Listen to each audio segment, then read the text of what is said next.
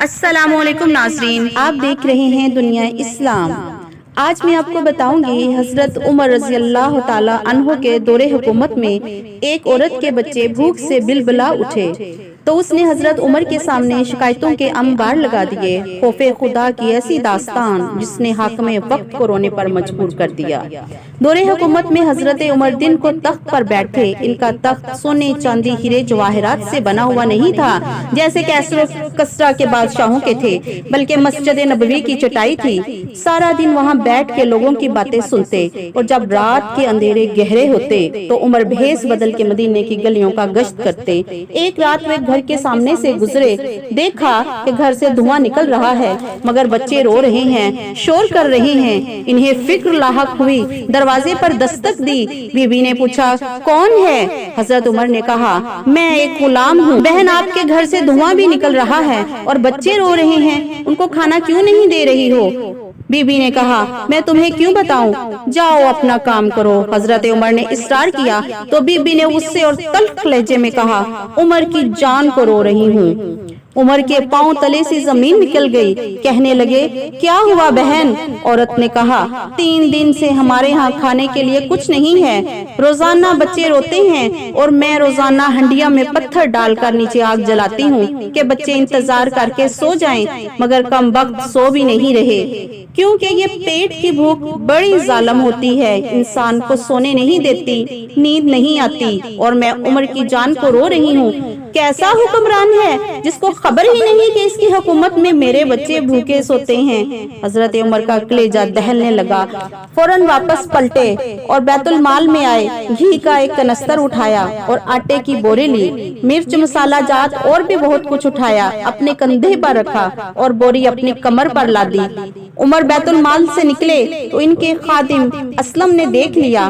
اسلم آگے بڑھا، حضرت عمر سے کہا آقا میں سامان اٹھا لیتا ہوں۔ عمر کی آنکھوں میں آنسو۔ حضرت عمر نے کہا اسلم قیامت کے دن میرا بوجھ اٹھا لو گے؟ اسلم بولا آقا قیامت کے دن تو اپنا بوجھ ہی اٹھانا پڑے گا۔ خوف خدا سے حضرت عمر رضی اللہ تعالی عنہ کی آنکھوں میں آنسو جاری تھے۔ حضرت عمر نے کہا اسلم پھر آج عمر کو اپنا بوجھ خود ہی اٹھانے دو۔ حضرت عمر گھی کا کنستر اور آٹے کی بوری اٹھائے اس خاتون کے گھر جاتے اور دستک دیتے ہیں۔ وہ جب دیکھتی ہے تو اس کی جان میں جان آ جاتی ہے۔ حضرت عمر نے کہا جلدی جلدی آٹا گوندو۔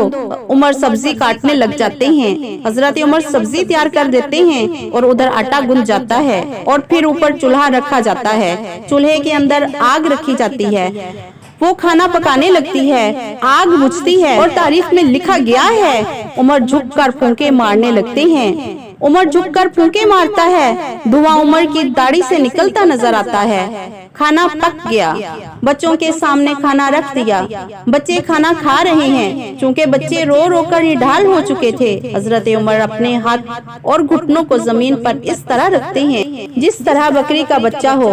امیر المومنین صحن میں ادھر ادھر چکر لگا رہے ہیں تاکہ بچے خوش ہوں، دل میں کہہ رہے ہیں عمر جتنا رلایا ہے اب اتنا ہنسانا بھی پڑے گا، یہ عمر امیر المومنین ہیں۔ یہ میں آج کے حکمرانوں کی بات نہیں کر رہی جو لوگوں کے ووٹوں پر منتخب ہوتے ہیں، بلکہ میں اس عمر کی کہانی سنا رہی ہوں جو تقریباً 30 لاکھ مربع میل کا حکمران ہے، جو آدھی دنیا کا بادشاہ ہے مگر عجز و انکساری کا پیکر ہے۔ خوف خدا کوٹ کوٹ کر سینے میں بھرا ہوا ہے۔ حضرت عمر جس طرح بکری کا بچہ چلتا ہے اس طرح اپنے ہاتھ گھٹنے زمین پر ٹیک کر اس طرح چلتے ہیں جسے دیکھ کر بچے مسکراتے ہیں۔ جب بچے مسکرانے لگے تو حضرت عمر نے اس خاتون سے کہا بڑھیا عمر کو معاف کر دے۔ اس نے کہا کہ تو اتنی ہمدردی کیوں کرتا ہے؟ حضرت عمر نے کہا کہ عمر بیچارہ بڑا پھنسا ہوا ہے، جب فتح ہے مصر کی تو تیاری ہے ایران کی، آتے جاتے وفد سے ملاقات بھی کرتا ہوگا اور شب میں معلوم حالات بھی کرتا ہوگا۔ کانٹوں میں الجھی ہوئی بیچارے کی جان ہے، نیند اس کو بھی آتی ہوگی، آخر وہ بھی تو انسان ہے۔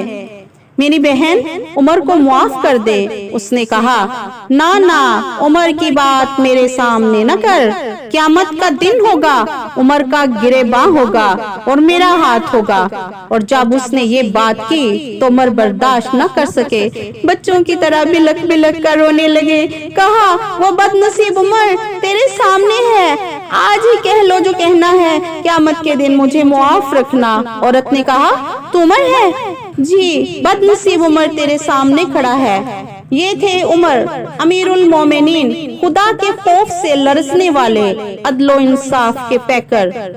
क्यों ना आज हम भी अपनी अपनी जिम्मेदारियों का एहसास कर लें, क्यों ना हम भी जहाँ जहाँ हमारे फराइज हैं उन्हें पूरा कर लें। जरा गौर कर लें कि कहीं ऐसा तो नहीं हम कमजोर पड़ गए हैं। जिम्मेदारी तो ले ली है मगर हम अदा नहीं कर पा रहे, क्यों ना हम वहाँ से मुआफी ले ले, वरना कहीं ऐसा ना हो कि क़यामत के दिन उनके हाथ में हमारा गिरेबां हो। अगर आपको आज का वाकया अच्छा लगा और आप ऐसे और भी वाकया देखना चाहते हैं तो मेरे चैनल को जल्दी से सब्सक्राइब कर दें। मिलेंगे आपसे अगली वीडियो में, तब तक के लिए अल्लाह हाफिज।